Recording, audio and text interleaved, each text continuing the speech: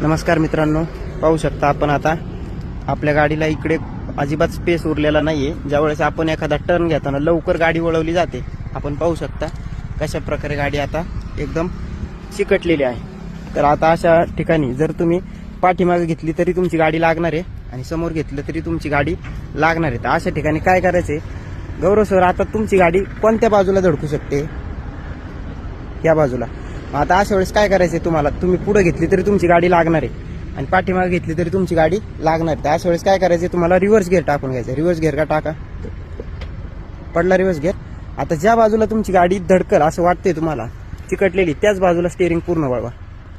हा वळवा, पूर्ण स्टीअरिंग वळवलंय पूर्ण। आता क्लच सोडा आणि हळूहळू गाडी पाठीमागे घ्या।